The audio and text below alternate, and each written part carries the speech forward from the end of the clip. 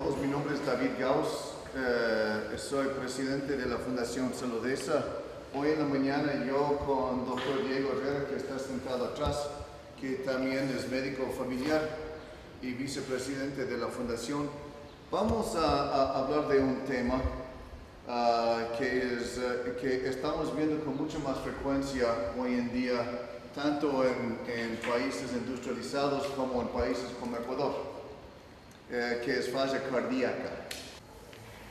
El tema de falla cardíaca, pero primero somos 3, 5, 8 personas. ¿Quién ha atendido pacientes con falla cardíaca?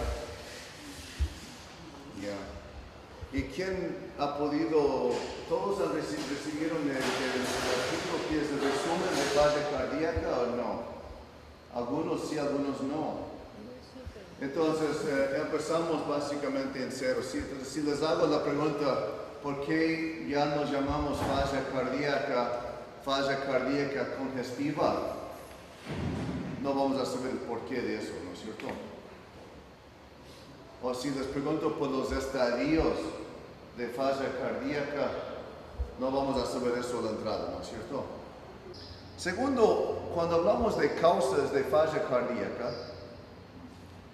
típicamente lo que ustedes piensan es que el paciente dejó de tomarse la pastilla o de pronto ya está comiendo comida con mucha sal o ya tiene otra enfermedad o cosas así. Quiero decirles que eso nosotros clasificamos como desencadenantes. Pero cuando hablamos de causas de falla cardíaca, ustedes pueden ver en la hoja que la forma de verlo es básicamente anatómicamente. Entonces tenemos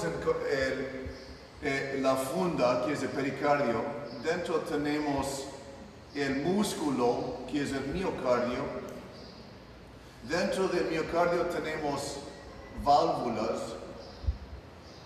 Dentro del endocardio tenemos válvulas. Y dentro del músculo mismo tenemos vasos. Y saliendo del corazón tenemos vasos grandes. Entonces, cuando pensamos en las causas de falla cardíaca, nosotros pensamos anatómicamente. Entonces, como ustedes pueden ver en la hoja, puede haber una enfermedad del pericardio que provoca pericarditis. Y pericarditis constrictiva puede provocar falla cardíaca. Puede ser una cardiomiopatía o una cardiomiositis. Y eso es una enfermedad directamente del músculo mismo. Puede ser un problema de la válvula. Entonces, una insuficiencia valvular puede provocar falla cardíaca. Una estenosis de ciertas válvulas puede provocar falla cardíaca. Y también puede ser un problema de los vasos chiquitos, de la insuficiencia coronaria. Entonces, o un problema isquémico.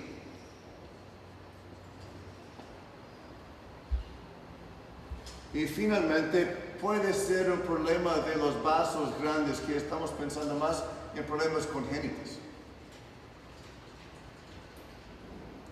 Entonces, transposición de los vasos grandes, tetralogía de Fallot, algunas enfermedades ahí que son congénitas.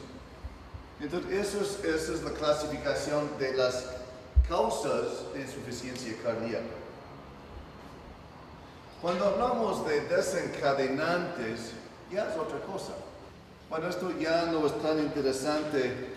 Ya que ustedes tienen la polla con todas las respuestas, pero con todo les pregunto, ¿qué son los desencadenantes? Para ver si entienden lo que está escrito ahí. Háblanos, nadie puede equivocarse. Nuevos factores que inciden. Okay. Nuevos factores o nuevos eventos que inciden. Exacto. Entonces, ¿cómo dividimos esos factores? Pueden ser infecciosos.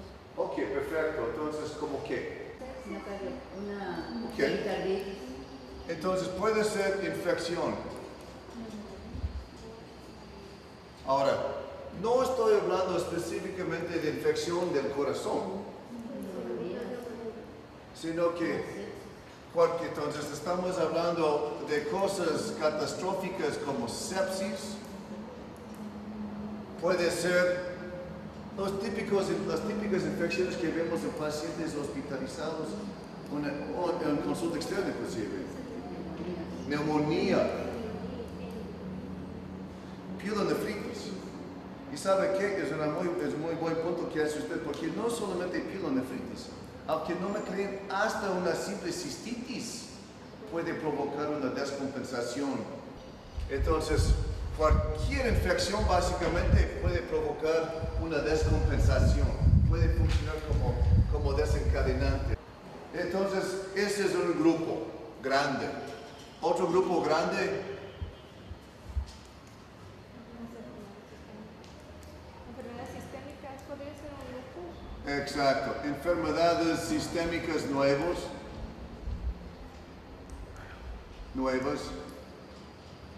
que son como qué? Lupus, hasta tiroidismo, hiper o hipo, hasta artritis reumatoidea. Hay un montón de enfermedades sistémicas que no podemos poner todos en la lista, pero hay muchas enfermedades que pueden provocar descompensaciones.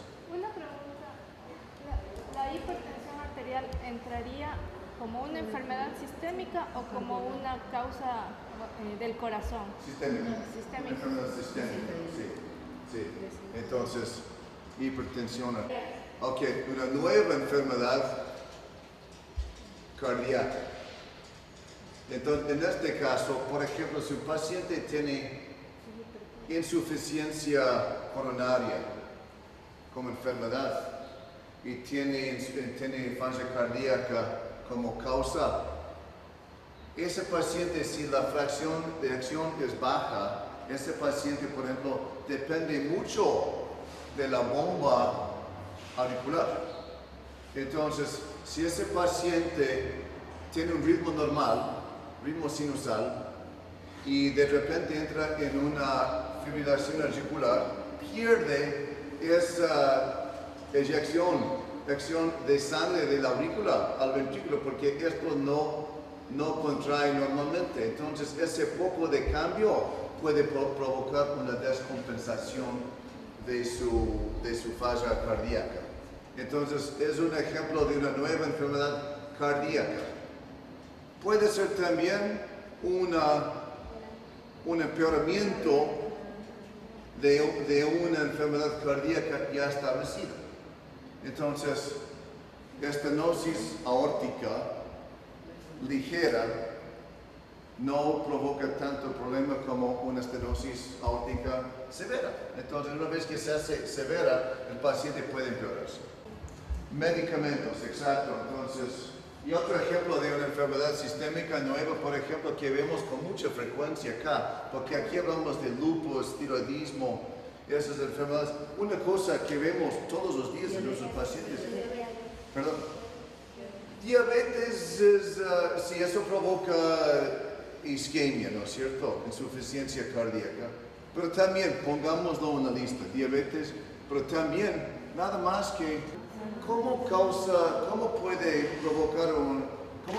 funcionar como desencadenante una anemia en un paciente con antecedentes de falla cardíaca. El organismo necesita mayor demanda, mayor oxigenación y tenemos pocos glóbulos rojos, entonces lo que necesita es que el corazón bombee mucha más sangre. Si el corazón está dañado, entonces va a aumentar los síntomas. Exacto. Entonces, si no entregamos una cantidad suficiente de oxígeno al músculo del corazón, ese corazón va a fallar como bomba. Entonces, anemia, más que nada una anemia aguda, pero hasta anemias crónicas que siguen bajando puede provocar una descompensación. Entonces, pacientes con antecedentes de falla cardíaca tienen que tener esto corregido. Entonces, medicamentos. Tengo un paciente con falla cardíaca y le doy atenolol, un beta bloqueante en dosis alta de entrada. ¿Qué pasa? Le voy a empeorar con mi medicamento le voy a empeorar. Si tengo un paciente con cáncer, le estoy dando una quimioterapia que puede provocar un problema del corazón como es adriamicina, también puede provocar una descompensación. Cuando tengo el problema del corazón cuyo índice cardíaca baja, nosotros tenemos algunos mecanismos compensatorios para mejorar eso. En cuadros fisiológicos agudos, esas respuestas son totalmente normales, son fisiológicos, son respuestas fisiológicas. ¿Qué es un ejemplo de eso? Si yo troto 25 kilómetros de aquí a Yuriquín y está haciendo 35 grados de temperatura y no tomo agua, sufro una deshidratación total. Entonces, ¿qué pasa? Mi riñón percibe una perfusión sanguínea muy baja. Entonces, cuando percibe eso, la respuesta de ese riñón tiene dos opciones. Y la mejor forma de visualizarlo es como si fuera un tanque. Tiene que pensar en su sistema circulatorio, su sistema vascular, como una especie de tanque. Y si mi nivel de líquido o sangre dentro de ese tanque típicamente es así,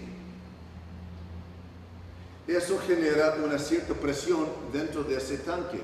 Y esa presión logra una perfusión de todos los órganos del cuerpo. Cuando troto 25 kilómetros a Yuriquín, mi volumen baja de ahí hasta acá. Baja la presión que está dentro de ese tanque también. Entonces los receptores alfa y beta en los vasos provocan una vasoconstricción, ¿no es cierto?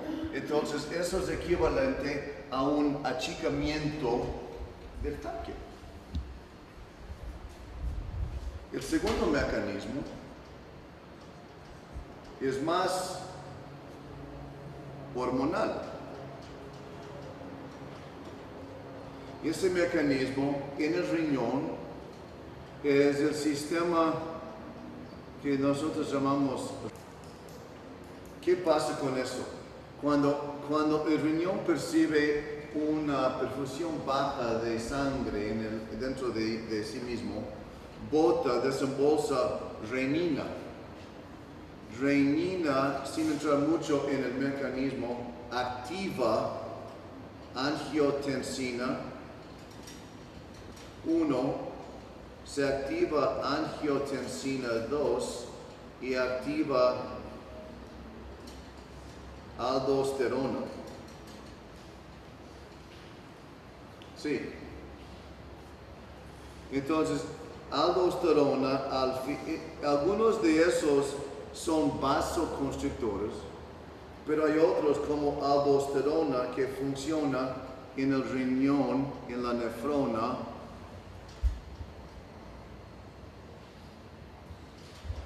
justamente en esta parte, para reabsorber más sodio, más sal. Entonces, si reabsorbemos más sal, cuando reabsorbemos sal, reabsorbemos agua. Entonces, es un mecanismo para llenar el tanque. Entonces, achicamos el tanque un poco y a la vez seguimos llenándolo con más líquido. Y finalmente, es básicamente el sistema es el desembolso de una hormona que se llama hormona antidiurética, ¿no es cierto? Y eso funciona acá para reabsorber más agua libre que salió que entró a la nefrona, estaba a punto de botarse al uréter para irse a la vejiga para orinar, pero se reabsorbe agua libre. Entonces es una forma más también para rellenar el tanque. Ahora, esto es lo que pasa cuando tenemos ese paciente que ya llegó a Yoriquín.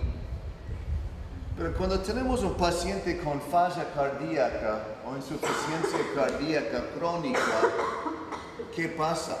Este sistema está funcionando 24 horas al día, los 7 días de la semana. Y con tiempo se convierte de mecanismos y respuestas fisiológicas a respuestas patológicas. Por ejemplo, en el cuadro de una hipertensión arterial no bien controlada de larga duración, en un principio, ¿qué hace el músculo del corazón? Se contrae más fuerte, se hace más fuerte el músculo mismo. Y eso es una respuesta normal a una hipertensión arterial.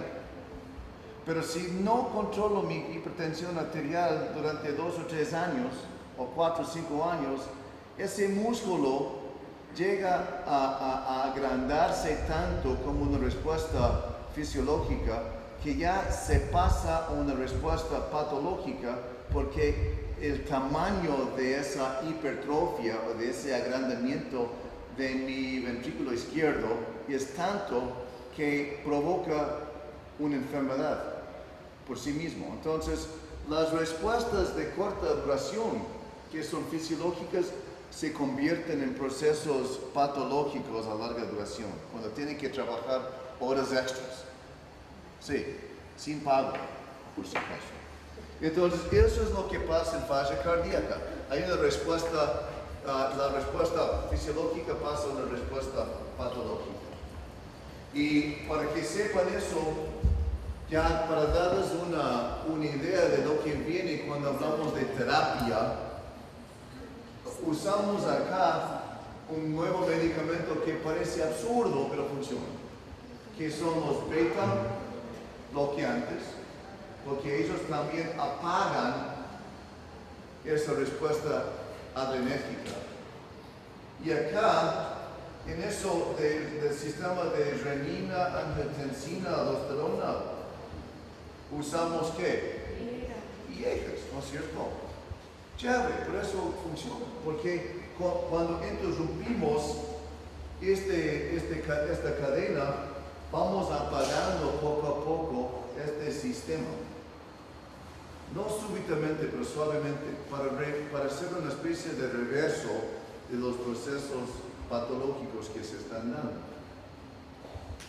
Muy bien. Entonces, preguntas sobre la fisiopatología, porque esta es la parte de pronto más importante. Si ustedes entienden eso, el resto es pura lógica. Entonces, si esto es mi corazón y esto es mi vena cava superior, mi vena cava inferior, corazón, aquí está mi cuello y mi cabeza, aquí está mi hígado, aquí están mis piernas, aquí está mi abdomen. Así nos vemos, ¿no es cierto?, todos los días. Entonces, ¿qué es lo que vemos? Empezamos desde la cabeza para abajo. Ingurgitación yugular. ¿Qué diablos es esa cosa? Y eso es muy difícil de apreciar, ¿no es cierto? Entonces, si sabemos que eso se da porque el corazón no puede tolerar la cantidad de sangre que llega al corazón por la precarga, la sangre regresa acá. Y si la sangre regresa acá, es por eso que vemos eso en el cuello. Ahora, La vena cava inferior también pasa por el hígado. Entonces, si vemos que el hígado, que puede aguantar una capacidad extraordinaria de sangre venosa, si nosotros aplastamos el hígado, en un paciente normal, toda esa sangre que sale del hígado llega acá y entra fácilmente al corazón. Pero si el paciente tiene este problema de no poder tolerar esa precarga, la sangre, ¿a dónde puede irse? Solo puede irse aquí al cuello. Entonces, si no vemos ingurgitación yugular en un paciente sentado, pero aplastamos el hígado y ya vemos la columna, el llenado en el cuello, eso significa que el corazón no tolera eso. Entonces, es otro ejemplo. Muy bien. Otra cosa que vemos bajando al corazón es un galope, es un R3. Esto es el ruido que vemos en pacientes típicamente con una fase cardíaca descompensada. ¿Y qué es un R3? ¿Es lo que viene después del R2 y antes del R4? Sí, muy bien. Pero ¿qué mismo es? ¿Qué mismo es? Entonces, si esto es mi aurícula izquierda y esto es mi ventrículo izquierdo, y aquí está mi aorta. En condiciones normales, cuando la sangre sale de la aurícula, cuando se abre la válvula mitral, la primera fase es un llenado rápido del ventrículo izquierdo. La sangre baja y pega contra la pared del ventrículo.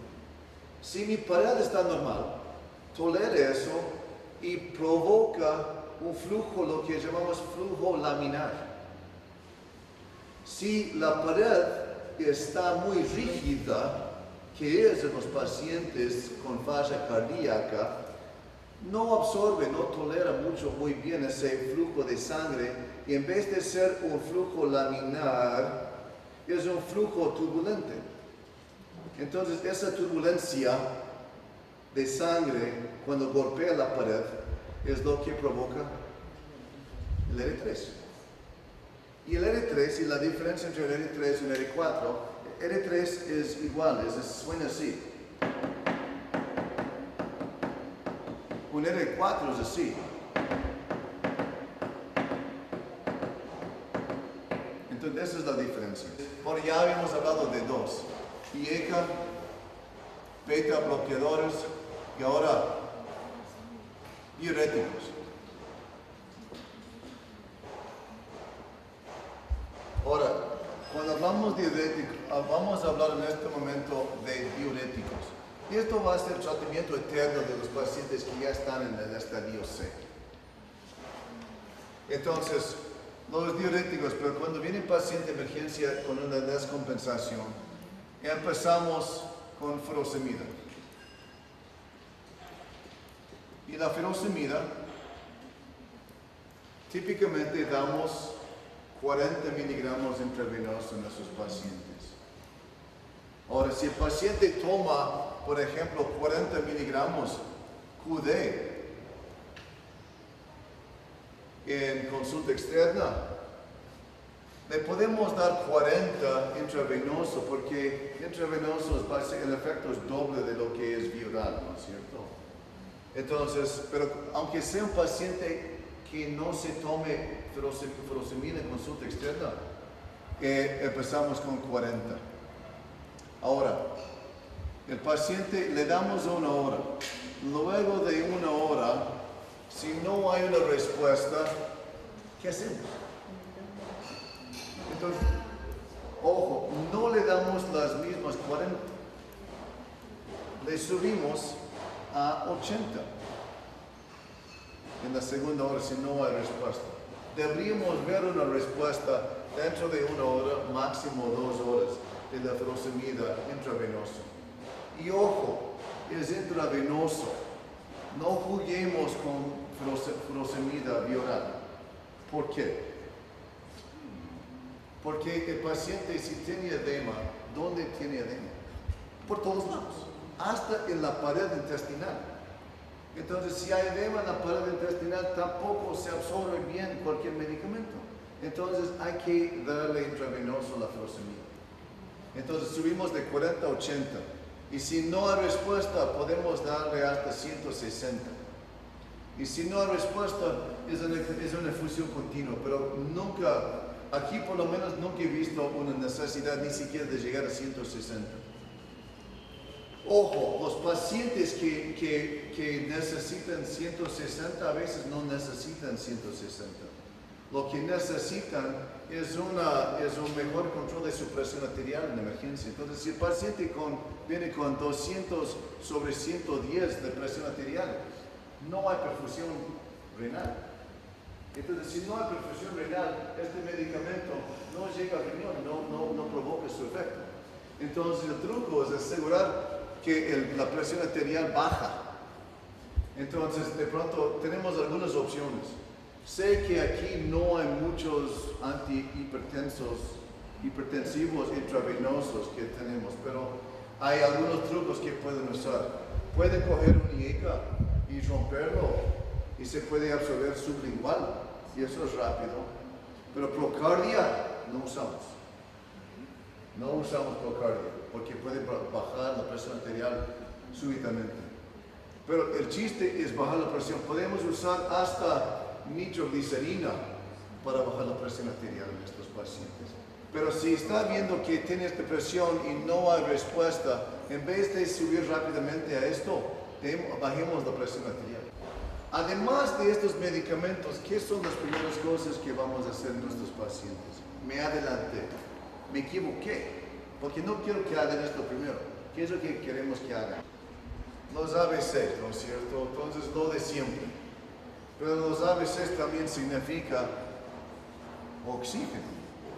Entonces, eso es la terapia principal. Ahora, si tenemos un paciente, entonces esa es la respuesta. Y normalmente, si el paciente está tomando una IECA, no tiene que cambiar la dosis. Si el paciente está tomando un beta bloqueante, no tenemos que suspenderlo. Si el paciente no está tomándose un beta bloqueante, no le demos cuando está en una descompensación aguda, porque no le sacas de la descompensación aguda.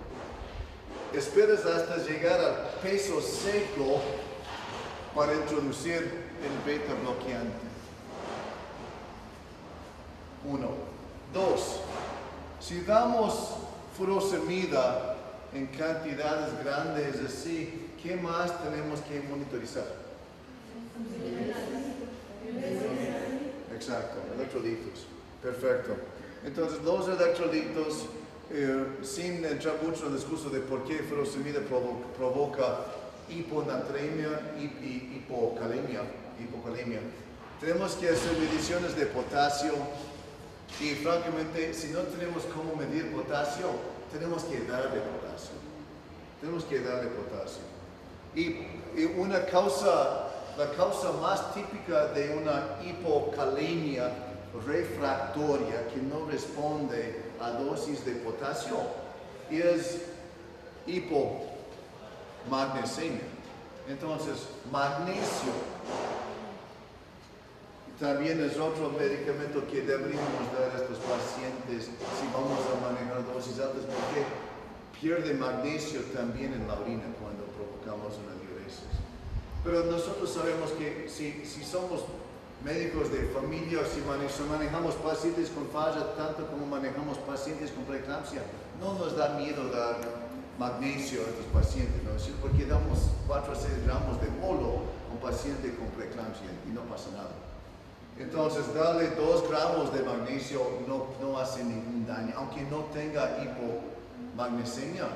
Darle a un paciente 2 gramos de magnesio no le va a provocar ningún problema. Y esto es intravenoso. Eso. Ahora, una vez que le saca al paciente de su problema, a su descompensación aguda, en este caso estamos hablando de ese paciente que tiene edemas. No es el paciente seco.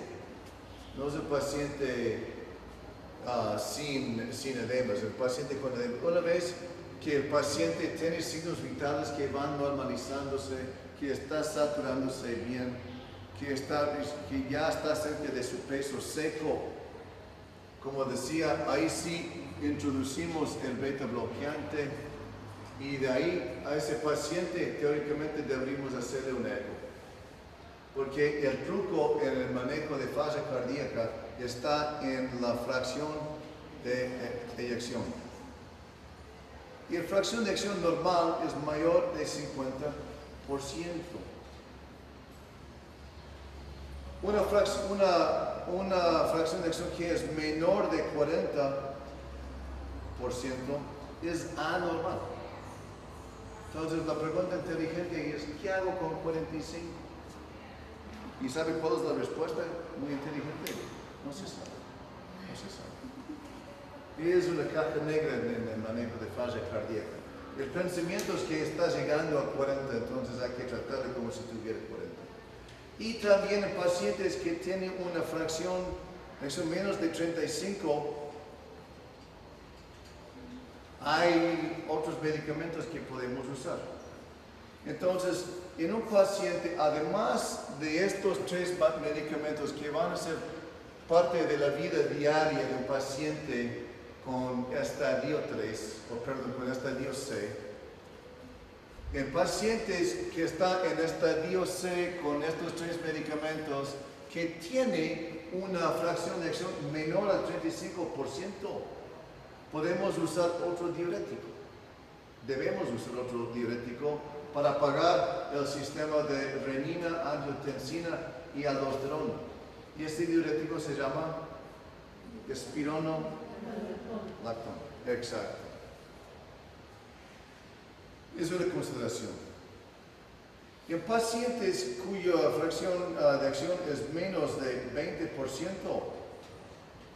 estos son pacientes que van a estar frecuentemente en su hospital o en su consultorio con síntomas. Entonces, en estos pacientes o en cualquier paciente que no responde a la famosa triada más espironolactona, esos pacientes podemos usar y recién vamos a pensar en un medicamento que era lo principal hace 15 años, digoxina. Ahora, digoxina mata. ¿A qué tipo de paciente mata? A una señora vieja, flaca, cuando dosificamos 0.25 QD. Entonces provocamos intoxicaciones con digoxina y matamos a esos pacientes. Entonces la lección aprendida es nunca usar 0.25 en ningún paciente. El truco es darle 0.125, la mitad de esa dosis. Entonces ya no es 0.25, sino que es 0.125. Y si pudiéramos hacer mediciones sanguíneas de digoxina, no debe ser mayor a 0.9 en sangre, porque provoca riesgos de disritmias fatales. ¿Cuál es la ventaja de este medicamento? No tiene ningún impacto en la mortalidad de ese paciente. No mejora la mortalidad, pero lo que mejora son los síntomas. Y mejora la calidad de vida del paciente, porque el paciente, si no tiene tantos síntomas, no tiene que acudir al hospital todos los meses con una descompensación. Entonces, la digoxina ayuda para esos pacientes. Y finalmente,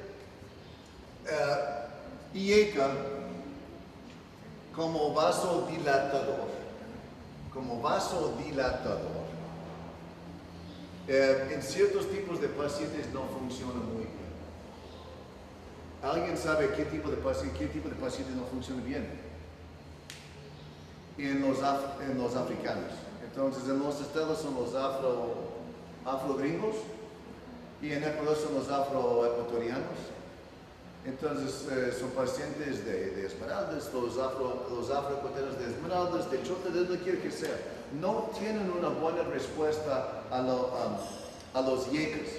Entonces, en esos pacientes podemos darle un otro vasodilatador encima de su IECA. No suspendemos esto, a menos que haya efectos secundarios. Pero si el paciente sigue sintomático a pesar de esto, entonces usamos una mezcla de hidralazina con isosorbida dinitrato. En los estados eso se llama BD, que es la marca. Estas mezclas existen acá. Estas marcas separadas existen acá. Hidralazina sí existe. Isosorbida. Aquí no se consigue. Aquí en San Juan, no. El otro medicamento que vamos Ni a tener separada, que dijo. conseguir. No. Y eso. Entonces, creo que con eso. La única otra cosa que quiero decirles es que cuando ponemos IECAs en pacientes, a veces vemos una disminución en la función renal pasajera. Entonces, el efecto de los IECAs en la primera semana, 2 semanas, es un incremento en la creatinina. Si podemos aguantarnos, si la creatinina es menos de 2.5 en hombres o 2.0 en mujeres, si podemos aguantarnos unas 2 o 3 semanas, típicamente la creatinina va bajando nuevamente. Entonces, la equivocación típica es ver que la creatinina subió de 1.1 a 1.5 y suspendemos el IECA. Y no debemos hacer eso, deberíamos aguantarnos. El tope, sin embargo, del uso de IECAs es, como yo les decía, creatininas que son más de 2.5 en hombres o 2.0 en mujeres. Y finalmente el tema del peso seco que ya conversamos. No puedo enfatizar eso lo suficiente. Peso seco es crítico. Cuando mandamos al paciente del hospital a la casa, esté seguro que está en su peso seco y haga constancia en la historia clínica para que cuando venga la próxima vez el paciente se sabe cuál es la meta, a dónde quiero hacer llegar ese paciente con su peso. Es un paciente que, como ustedes pueden ver, ventila, tiene hallazgos en el examen pulmonar, habla. No tiene, no puede hacer ojitos, pero hay otros modelos que sí tienen. Podemos controlar todo lo que es signos vitales en el monitor. Podemos hacer pulsos, podemos hacer hallazgos en el examen abdominal, etcétera, etcétera. Entonces, es un maniquí muy útil. Lo que buscamos aquí es recrear un escenario típicamente que ustedes van a encontrar en cualquier sala de emergencia, en este caso. Entonces, tenemos todas las cosas que ustedes necesitan acá, no todo, pero la vasta mayoría, hasta el desfibrilador ahí. Pedimos que ustedes primero lo tomen como una persona normal, real. Entonces su conducta no es algo de plástico y podemos hacer cualquier cosa. Pedimos que ustedes lo manejen como si fuera un ser humano vivo, por eso nosotros lo llamamos simulación. Y algunas cosas que no se puede hacer, no se puede pinchar los brazos con agujas y cosas así en ciertos sitios, pero hoy día no hace falta eso.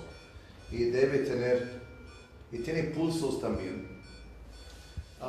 Paciente llega a emergencia. Yo como enfermera le tomo los signos vitales. El paciente está taquicárdico, está disneico, le ponemos oxígeno. Oxígeno. Ahí sí.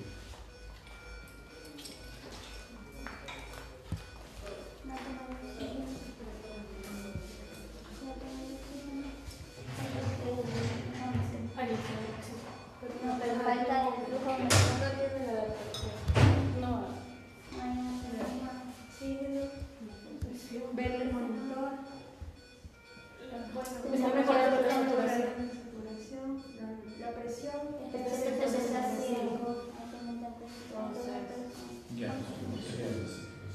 ¿Desde cuándo está enfermo?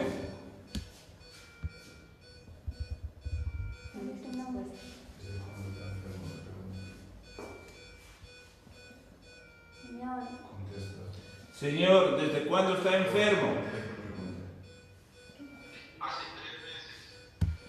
¿Qué es lo que le pasó hace 3 meses?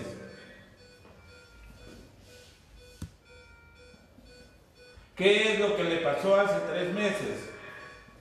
Cansancio por hace un mes. Dificultad de esfuerzo por una semana en la respiración. Y mejor por dinero. ¿Estaba en tratamiento? ¿Estaba tomando alguna medicina?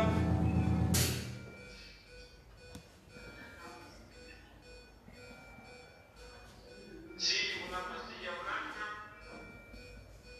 y bien pequeña. me tocó el nombre.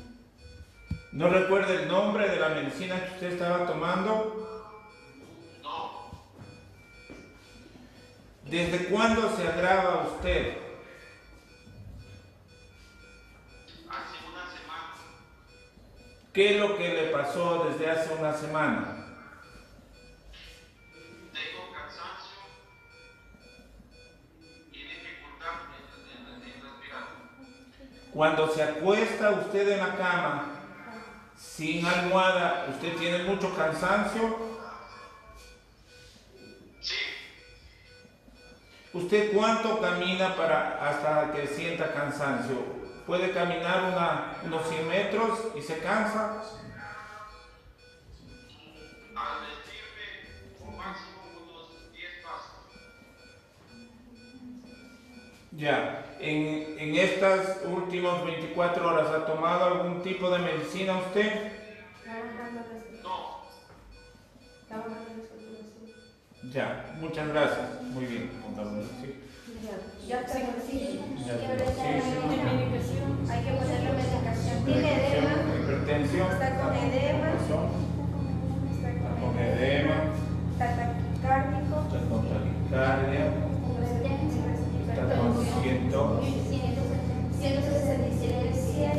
Entonces vamos a bajar la sesión. Entonces vamos a Sí, me ayuda un poco. Sí, está en 90. Ya está, ya mejoró.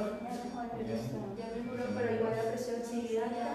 Vamos a ver, entonces la tenemos que bajar y está con edema. Entonces hay que aplicarle una vía, sí, para un dish, para tomar muestras, sacar exámenes.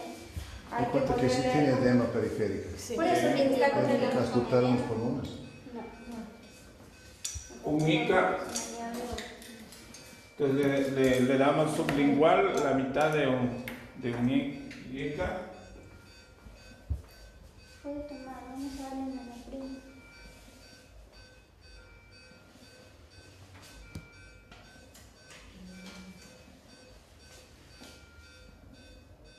¿Cuánto de Nalapril? Vamos a empezar con. Estaba tomando pastilla blanca, dice. Vamos a darle 10 en Nalapril, 10 miligramos. Y luego tiene 170 miligramos.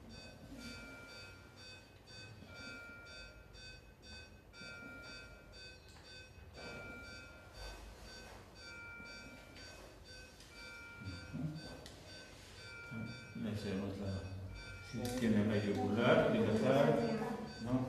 Le aplastamos el hígado para ver si es que está grande. Tensión. ¿Ya? También es así. Tiene.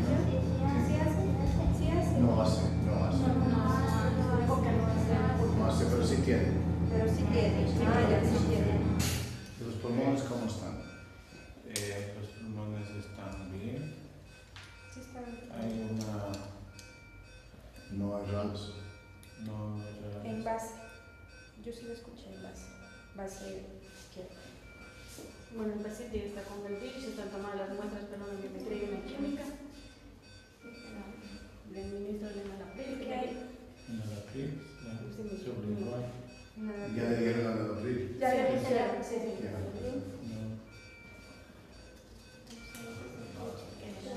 Hay que esperar la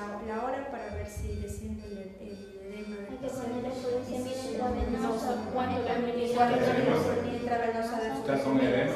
Sí, está con Sí, edema. está Hay que tomar 40 miligramos de mulo.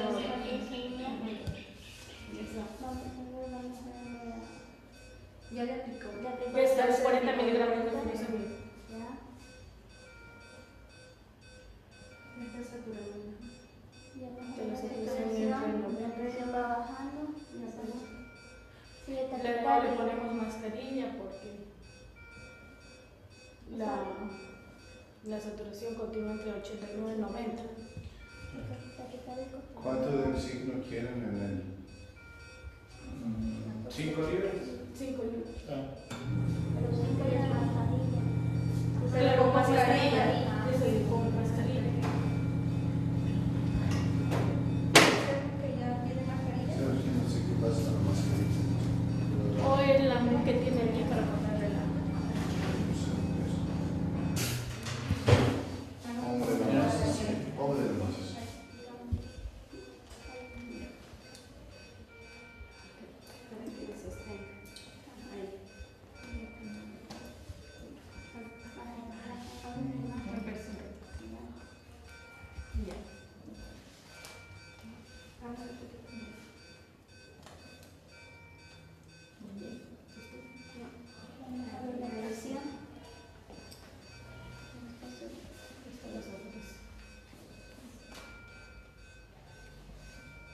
La posición semipobre, sí, mejor.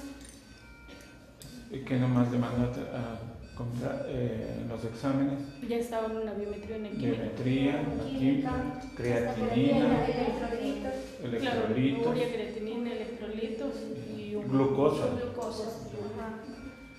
Igual pedirle un perfil lipídico, pues no le preguntamos que solamente si son para qué no sufría, o sea, qué antecedentes tiene el señor. Eso Ahí está. se le puede preguntar, Claro. pero ya está con el. Sí, señor, ¿usted sufre de alguna enfermedad? ¿Toma pastilla para algo? ¿Le han dicho, le han diagnosticado alguna enfermedad? ¿Algo por el cual está tomando pastillas?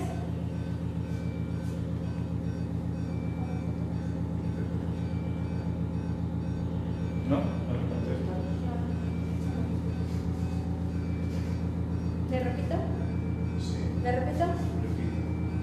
Señor, ¿usted toma algún medicamento por alguna enfermedad que tiene? ¿Algún doctor le ha dicho? ¿No es diabético? ¿Es diabético?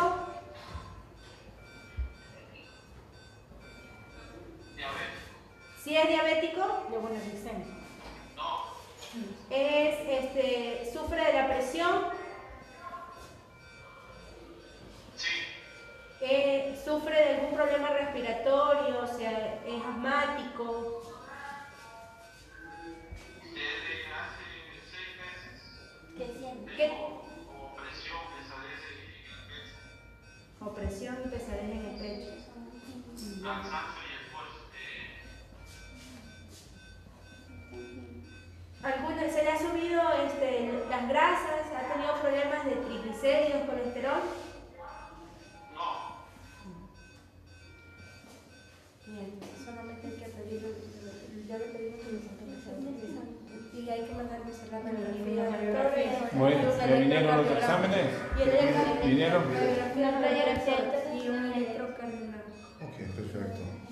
Entonces, la radiografía muestra un cardiomegalia con congestión pulmonar y derrame en el lado derecho. Y el electro muestra ritmo sinusal con una frecuencia de 120 y con evidencia de hipertrofia ventricular izquierda.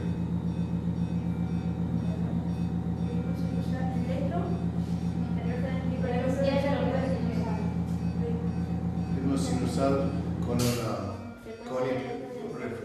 sinusal, taquicardia y un eje hacia la izquierda. Sí, con la presión alta, con 167, sí. No, eso siempre la presión. Bien.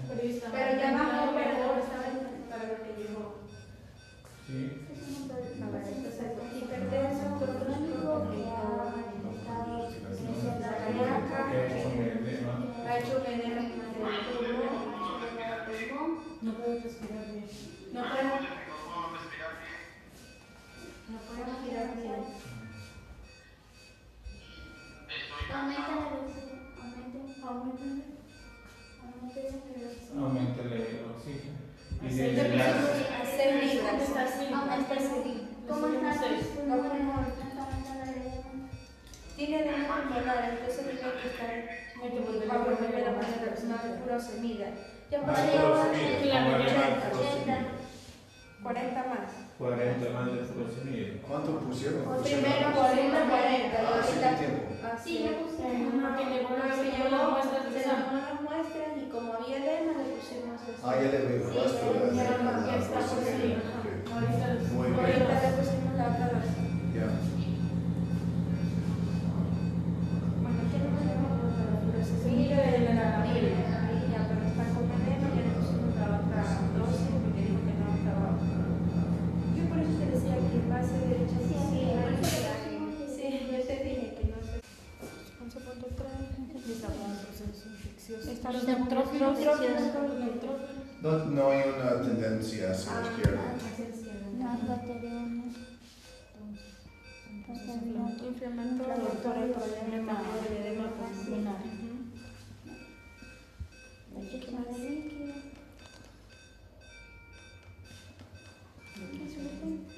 Y ahorita hay que Está encharcando está, el pulmón.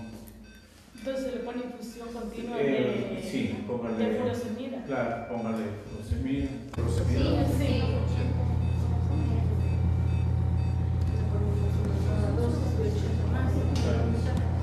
O no queda con infusión continua de furosemida. 40 cada 6. démoslo con Infusión continua. la furosemida. Y hay que esperar los electrolitos. No hay que saber los resultados. ¿Ya está? Sí, pues reducción 30. ¿Cuántos En mililitros 30 de pesos. El potasio 4.5. Todo con las plaquetas normales, algunas cositas. ¿Cuánto está? Usted como médico muy pilas en falla cardíaca le va a indicar al médico de piso qué es lo que debe. Ahí ya. Le controla al paciente. Sí. 5 gramos cada 12 horas con el beta líquido, te lo pongo en posición simétrica. Sí, control de la proteína. Doctor, ¿qué beta bloqueante le voy a usar? Carvedilol. ¿Cuánto? 12 no. Pero ya entro con dosis alta. No, dosis alta, Dosis de carvedilol. Una vez que haya mejorado el edema. Claro. ¿Y qué más tengo que...?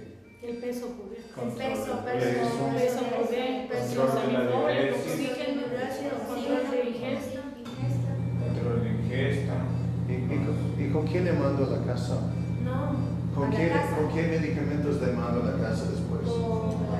Con el enalapril, con el carvedilol y con diurético, hasta ir controlando el peso neto, el peso seco.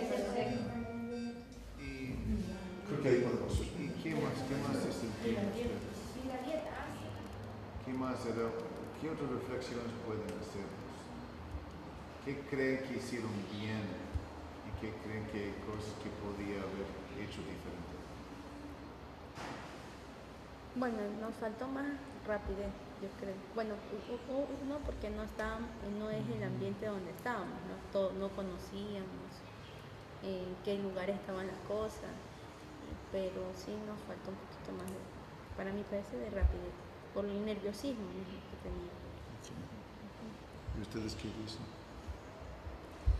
O sea, en estos pacientes hay que tener algunas actividades que son básicas, ¿no? Primero, o sea, un orden de llevar como le digo, de una forma ya preestablecida, como realizar los exámenes. Y tercero, de hacer una buena evaluación, digamos. Muy bien. Y entonces, ¿todos hablaron con el paciente o usted nomás? No, todas. Sí, Aquí por su debido todos, tiempo. ¿no? Ya, muy bien. ¿Y creen que sacaron una anamnesis suficiente? No todas. ¿Por el paciente o porque no se hizo? Porque no se No. hizo por voluntad. En parte por el paciente, porque él mismo no recordaba qué medicamentos tomaba. Por lo general sí pasa eso. Iba a decir eso, no es Siempre, raro. siempre eso. pasa eso. Dice, Es me que- pasa una pastillita blanca y una chiquita. Pequeñita, sí. Sí, amarilla. Amarillita, Siempre. sí. Sí. Pero yo no se puede ayudar por los datos familiares. Pero es que estaba solo. Es que estaba sola en ese momento, sí, Sí, por sí, eso no sí. tenía familiar. Buena pregunta. Y de ahí se pusieron a pensar en diagnóstico diferencial. ¿Qué es lo Sí, que estaban pensando porque- como posibles diagnósticos?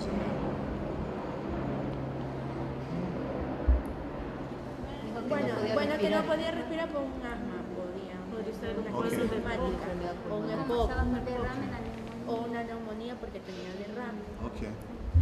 Sí, por eso yo también le pregunté después, que lo estabilizamos un poquito, le estuve preguntando que si sufría de alguna enfermedad. ¿Y el anamnesis y el examen físico fue suficiente para enfocarse en el diagnóstico definitivo o no? ¿Necesitaba ayuda del laboratorio? Del laboratorio sí. Ya, Sí. entonces, ¿qué pidieron? Tenemos biometría hemática, tenemos hemo, glucosa, electrolitos, química, se pidió un electrocardiograma, una radiografía de todo. Creatinina. Urea, por aquí. Muy bien. Y de esos exámenes, ¿cuáles ayudaron en una primera instancia para enfocarse en el diagnóstico? La biometría nos ayudó a descartar que sea un proceso infeccioso bacteriano. Que no tenía. Pero tenía una ligera Pero dosis había unos de- dos, Sigue. pero no había tendencia a la izquierda. ¿Y cómo ayudó el electro?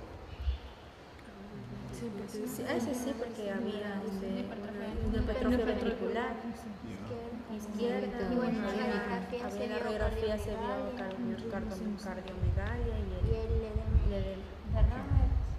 sí, el derrame. Edema pulmonar, Edema pulmonar. y también derrame, ¿no? Derrame, sí, bilateral. bilateral. ¿Qué más? ¿Qué más? Los signos vitales, claro, los signos vitales. Sí, son vitales. sí.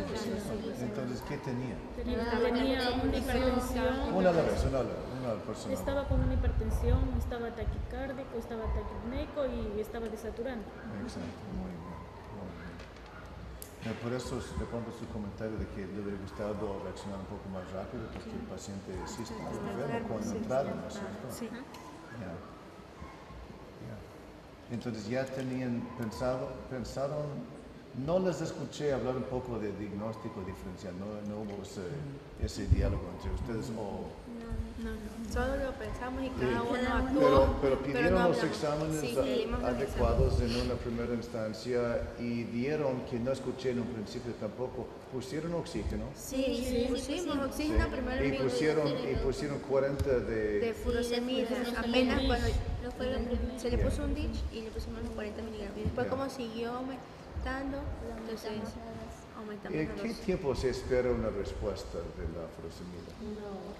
Ya. Entonces, por razones de simulación Sí, ya porque- adelantamos un poco la Claro, reacción porque el para doctor que vean. volvió a auscultar como Y que había estaba y estaba encharcándose más, entonces el doctor dijo apliquemos, Ya, aumentemos más entonces la dosis. subieron, sí. Porque el doctor auscultó y dijo no hay ¿Y qué más pusieron? la April para la presión Para, sublingual. ¿por qué? Porque estaba con el problema, estaba con la hipertensión, Ajá. ¿sí? Estaba con la hipertensión, además pues como son cuando se sospecha de problema Porque era un de falla paciente cardíaca, hipertenso era crónico hipertenso crónico también Ya, y tenía 160 ya. y él o sea, Entonces, ¿cómo? Pero alguien dijo que quería darle, no había respuesta a la furosemida, la primera dosis, y de ahí alguien le puso IECA, me parece, para bajar la presión, pero para que haya mayor efecto de la De la furosemida. furosemida. ¿no? Sí, de la furosemida. Ya, ok. Muy bien. ¿Y de ahí qué pasó con el paciente? Ya mejoró, ya bajó la Ya fue mejorando con la segunda dosis de la furosemida. Y ahí ya después lo pasamos a piso. Ya. ¿Y qué le dijeron al médico? ¿Qué más le pusieron? ¿Algo más? ¿Algún medicamento? ¿Le pusieron beta bloqueante? Sí, ¿En emergencia? No. Ya fue. eso ¿Y cuando por ya qué no se- ponemos beta bloqueante en emergencia? Porque en las indicaciones dice que si no Si estaba no está tomando, tomando, no no se se lo pone pone. mientras esté con el problema del edema. Sí, del estreñimiento. Exacto. Ya Muy cuando se bien. tenga que- Ya Muy después le bien. dejamos, por eso cuando usted me preguntó a mí que con qué lo dejamos para casa, ahí fue que le dije que Ya. estábamos. Muy bien. Sí. Entonces le dijimos al médico de piso que haga qué. Y dice que doctor, no sé qué hacer con falla cardíaca, cómo lo manejo, qué hago. Le dejamos con furosemida, o sea, hasta que estabilizar el edema con la furosemida. ¿Hasta estabilizar edema o hasta edema Porque y- no quiero edema estable. No, Hasta que eliminar hasta la que presión. eliminara el líquido, hasta estar con un peso El peso Seco. perdón, Exacto. peso seco. Entonces íbamos a mantener la furosemida, enalapril cada 12 horas, le dijimos, y control de la diuresis del paciente. ¿Qué más? Y El peso y el Q-D, peso es el bueno, oxígeno. el oxígeno y los exámenes que hay que seguirle controlando con ¿Cómo que? la radiografía de tórax que habría que Para ver si seguirle para ver si mejoró. mejoró el problema del Ya. los electrolitos que hay que verlos Electrolitos, porque sí. se está poniendo la furosemida por ser Ujú. Y ECA. y ECA, perdón, sí, ECA. Muy bien. Y ya de ahí usted nos hizo que le diéramos el alta. Ya. ¿Qué aprendieron? ¿Qué sacaron de eso? ¿Fue útil Claro. Sí. pasar de la pizarra a un paciente, Sí, aunque sí, sea simulado? Sí, Sí. fue muy bueno. ¿O no se está diciendo eso para cepillarlo? No, sí fue bueno. No, sí fue bueno, fue un ¿Por poco qué? de susto. Ya. ¿Y por qué fue bueno? ¿Por qué ayuda eso? Porque evita que nosotros en el momento de la realidad con el paciente cometamos menos errores, o sea, tratemos de cumplir todo como debe de ser y el paciente sacarlo lo más rápido posible, evitar que pueda morir o complicarse más el paciente dentro. ¿Y ustedes qué dicen? Además, llevar la teoría a la práctica ayuda a consolidar los conocimientos. No es lo mismo estar escuchando Solamente hablar y leyendo. ya ir y hacer lo que uno se recuerda. Esto hice así y esto no lo hice. Muy bien. Ahora les damos la palabra a los que estaban, como decimos en Manaví, los que estaban observando. A ver, ¿qué dicen ustedes ahora?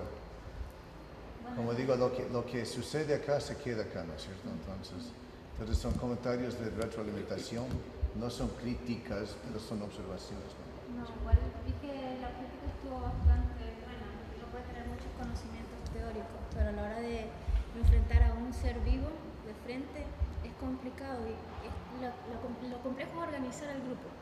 Yo al menos lo que vi en el grupo de acá era que todos hablaban al mismo tiempo, todos preguntaban al mismo tiempo y el paciente entre contestar y contestar y contestar se va el tiempo y se fue desaturando. O sea, sí se perdió tiempo vital en el paciente que estaba allí. Ahora, el manejo del paciente, bueno, lo primero fue que el paciente sí estaba complicado al iniciar, cuando le estaban haciendo las preguntas, el paciente hablaba letárgico, era lento, no daba una buena respuesta de entrada. Faltó tener más antecedentes de las comorbilidades, que era importante, si había algún agente infeccioso, fiebre o algún malestar, porque solamente se enfocaron a la parte cardiológica, sin ver otros aspectos. ¿Ya? Bueno, ya manejándose en la parte cardiológica, habían otros diagnósticos. Nosotros adentro pensábamos que está haciendo un EPA. El paciente se está desaturando, digamos, se está encharcando más, está haciendo un EPA. Y se está perdiendo tiempo vital. Esa era la cuestión. Ahora, el manejo fue bueno, pero igual ya con el paciente vivo es diferente, no es mucho más estresante. Es más estresante. Ahora, de entrada, no sé si acá en los hospitales hay radiografías que se le toman ahí mismo al paciente en urgencia. Están viendo, está con un edema, está con un derrame basal izquierdo, cuánto es el derrame. El paciente se pudo haber complicado más todavía, se pudo haber muerto ahí ahogado. Así que, no sé, yo me sentí impotente adentro, así como que ahí me estoy angustiando. Muy bien, importante, es una palabra muy importante. Sí, que a veces eso ocurre, uno se puede angustiar, los nervios pueden cegarlo también. Digo, uno puede tener mucho conocimiento teórico, pero en el momento en que está una vida enfrente de nosotros, la cuestión cambia mucho y hay que tratar en lo más posible de ser ordenados para no perder tiempo. Escuchar a una persona y que esa persona empiece a organizar el grupo. Eso es muy importante, o sea, en un equipo de emergencias o en cualquier equipo siempre es importante que exista un líder, que sea el que diga, designe funciones en ese momento, o sea, organizarse entre los que están ahí y decir, bueno, por favor encárguese de esto, de esto, de esto y de esto, porque si no lo que se veía era que no sabían quién mismo hacer qué, o sea, qué mismo hago yo, o sea, como que quería y no quería, o sea, como que quería o preguntar más o decir un medicamento, pero después se quedaban viendo y decían, ¿quién empieza? Entonces, bueno, empezó el doctor con las preguntas, pero los otros tampoco decían, tenían una función específica, mientras uno estaba en anamnesis se podía organizar para canalizar vías, para pedir laboratorio, para hacer un electrocardiograma, porque estaban varias personas, pero mientras alguien no se designe quién, y no nos diga a nosotros, porque eso nos ha pasado, no nos diga, por favor tú haz esto, aunque tú pienses que debes hacerlo, a veces no lo haces. Entonces es muy importante que exista alguien que dirija a las personas que están ahí, no importa si es, o sea, por rangos o por... es el que en ese momento se sienta más capaz de hacerlo. Entonces uno dice, yo me encargo de esto, o decir, yo me encargo de vía aérea, yo me encargo de exámenes, yo me encargo de electro. Entonces podemos simplemente decir, yo le ayudo con esto, doctor, entonces ya hubiera sido más fácil antes que esperar a que les designe, si es que no toma alguien la batuta, como debería ser en realidad. Alguien debería iniciar y digo, a ver, por favor, haz esto y esto. Y en la práctica eso siempre será. Siempre será que no existe tanta organización. Que no hay organización, pero generalmente siempre hay un jefe de emergencia, líder de emergencia o alguien, o sea, a quien preguntamos y decimos, por favor, o sea, tengo un paciente grave, entonces vamos y hagamos esto, esto. Claro, entonces acá las licenciadas parece que tenían como más, claro, yo me encargo de esto, y estaban en eso. Dejemos que ellos reaccionen a ese primer comentario. ¿Qué dice usted? En una vida práctica, a veces hay mucha gente que está junto con el paciente y otras veces solamente queda uno y todos se han ido a los baños. Sí. El médico se ha ido a ver otro paciente y se demora. Sí. O sea, claro. O sea, a veces uno no cuenta con un equipo, entonces es un poco difícil acostumbrarse a trabajar en equipo cuando no hay equipo. Pero cuando haya, hay que aprovechar. Sí. Y una cosa es saber que hay que hacer un equipo, otra cosa es cómo hacerlo, ¿no es cierto? Entonces, cómo dividirse, cómo delegarse responsabilidades. Entonces, la tendencia puede ser que no voy a liderar porque han de creer que me creo mucho, que soy muy arrogante, ¿no es cierto? Entonces hay esa autoestima que tenemos que dejar a un lado. Si sabes que de pronto no soy experta, el líder no tiene que ser necesariamente la persona que sepa más de medicina, alguna cosa así. Es una persona que organiza, nada más que organiza, ¿no es cierto? Todos son importantes, todos son importantes.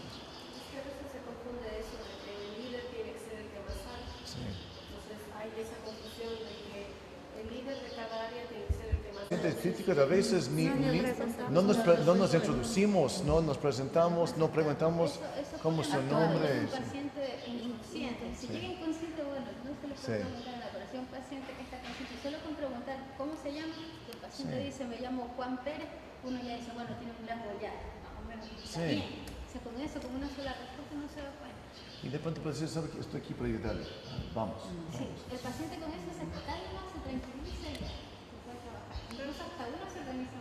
Pero creo que sí es difícil, o sea, porque a pesar que uno diga es un paciente, o sea, como que sí se enfoca en que es un maniquí.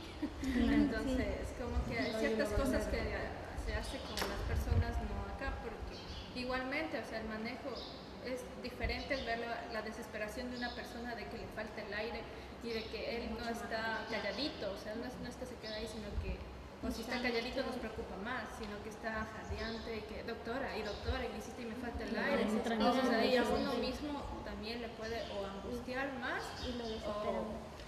o ver, o sea, que ya está medio tranquilo, ya le ponen oxígeno y como que ya se tranquiliza, entonces uno también dice, ya bueno, entonces ahora sí le preguntaré más cosas, dependiendo de las reacciones inmediatas que tiene, pero aquí no fueron tanto así.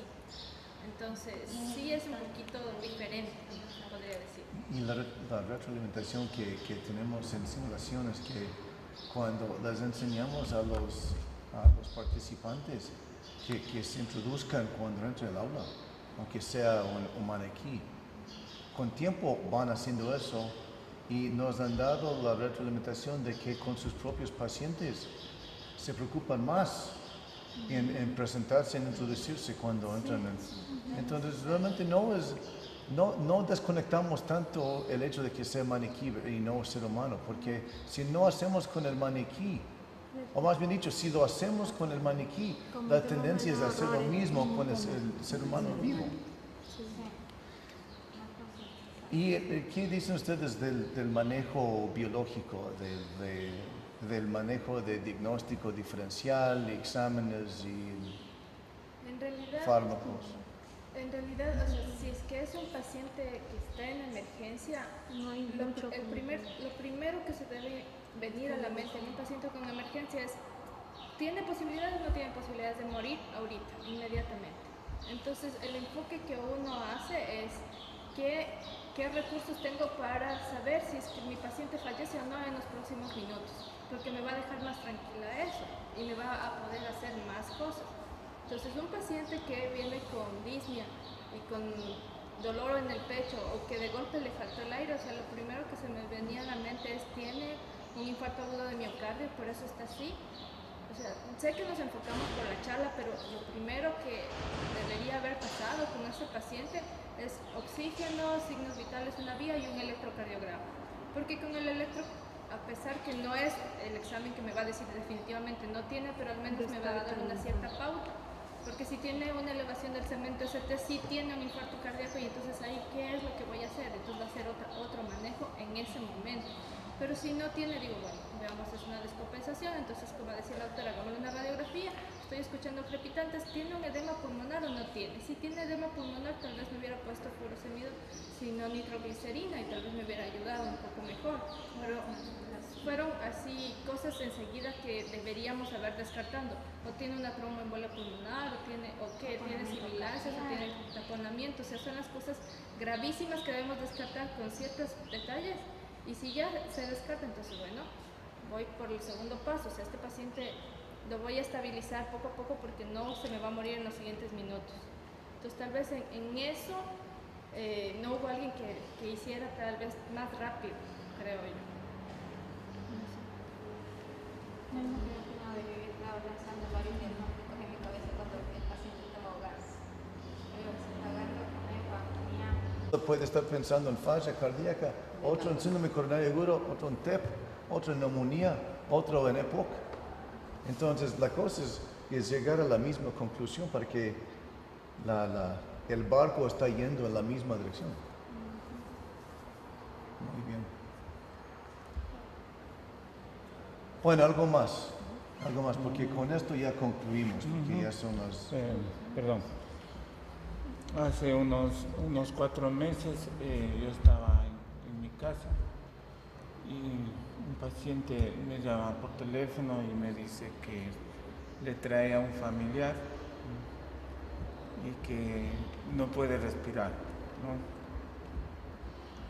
Ellos venían por la vía Quevedo, más o menos a media hora de Santo Domingo. Me dice, ¿qué hacemos? Y le digo, venga lo más rápido posible, porque era una camioneta y nada. Llega a mi consulta, ¿no? Llega caminando el paciente y le ingreso a la consulta y comienza a ponerse cianótico y a convulsionar, ¿no? En ese momento yo le tomaba la presión, estaba bien, le hice poner oxígeno con la enfermera, le puse el oxígeno Yo personalmente pensaba, estaba yo solo y el enfermero, ¿no? O sea, como sucede en la realidad, Claro, digamos, ¿no? sí. Ya. Entonces dije, llámele al cardiólogo, el cardiólogo nos llegaba, si no, en media hora. Y bueno, y entonces póngale nitroglicerina debajo de la lengua porque le está dando un infarto, ¿no? Y bueno, se le puso la nitroglicerina sublingual, presión normal, ¿no? Auscultándole los pulmones, un pulmón tenía rales húmedos, ¿no? Y bueno, hizo algún problema, le canalizamos una vena, ¿no? Y bueno, yo dije, le estaba dando un infarto, le pasó el dolor precordial, la disnea, se mejoró, se puso a conversar y todo lo demás. Vino el cardiólogo, le tomó el electrocardiograma, el doctor Villasís, ¿no? Tomó el electrocardiograma, lo vio y todo eso. Y bueno, eso le vamos a afectar y le pregunto al cardiólogo. Oye, le digo, ya paciente de 92 años. Y le pregunto, ¿no? Y bueno, ¿qué es lo que realmente tenía y por qué fue una disnea muy brusca, muy aguda, ¿no? Un dolor precordial muy intenso y una desaparición de los síntomas muy rápidos, ¿no? Y yo le pregunto, le digo, bueno, ¿qué vida tenía? Yo algo me ocupé, me dije, bueno, ¿y qué pasó? Dice, ¿sabes de que tiene una embolia pulmonar? ¿No? O sea, el cuadro era muy idéntico a sino que no era hipertenso, ¿no? Era una embolia. ¿Y cómo hizo el diagnóstico? Con ecocardiograma. Difícil hacer eso con Pero le dio el anticoagulante, ¿cómo se llama? El anticoagulante. Pero curioso que se mejoró con nitro. Ajá, por eso le dio, ¿no? Me hace dudar, sin falta de respeto, no se puede, honestamente no se puede hacer un diagnóstico de TEP con eco. A menos que sea, no se puede, a menos que tiene no sé, está buscando la forma no sé. Claro, o sea, eso es lo que... No sería un cuadro de una angina. O sea, para mí era una angina, un infarto, ¿no? Claro. Pero me llamó la atención la forma dramática que vino y la forma... tan rápida que salió del cuadro, ¿no? La forma más fácil de hacer diagnóstico de TEP en nuestro medio son dobles de las piernas. Y porque no tenemos cómo hacer un estudio de medicina nuclear ni tomografía, no existe esa tecnología. Pero si no tiene algo en las piernas, si no tiene trombosis, es muy difícil tener una. Pero